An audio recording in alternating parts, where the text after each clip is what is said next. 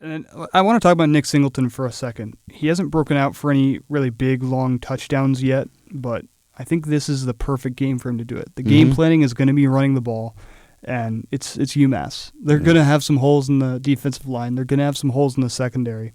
You got to think that he breaks off a big one, right? Also, with Nick and Fat. Also, Katron Allen, sorry.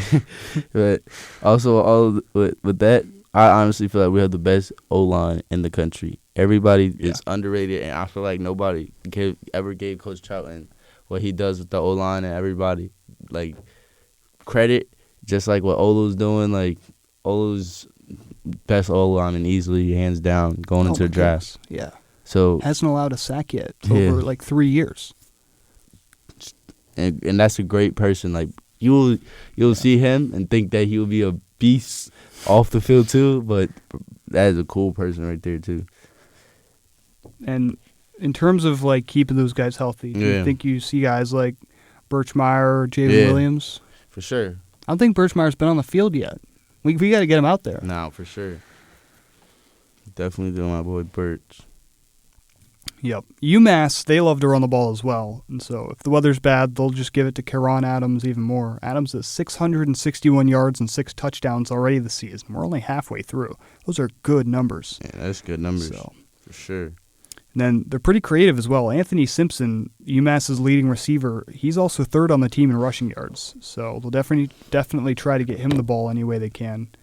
And then UMass has almost exactly split snaps between 2 different quarterbacks, Carlos Davis and Tazon Foma-Chan. I butchered that.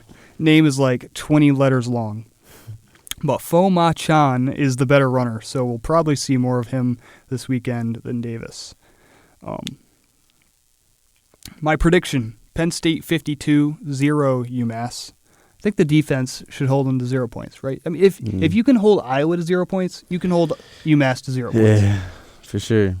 Just it has to be a perfect game. Like Coach Franklin's gonna preach that. Like, don't want no mistakes. Against Delaware, we gave up that long rushing touchdown. You just want no mistakes. You want no mental mistakes. I feel like if that's the way you keep a perfect game. Yep. If everybody's locked in from the first play to the last. That's how you keep a perfect game. Everybody knows that goal. When they know, you just got to play through it the whole game. No matter who you're playing against, you have to play full speed every play. Yep. And like you said, I think the way this team is built, the team culture, the coaching staff, the players' mindset, there's no shot anybody's overlooking this game. Nobody's skipping ahead a week to Ohio State. Everybody's locked in on this one. They're not going to go easy.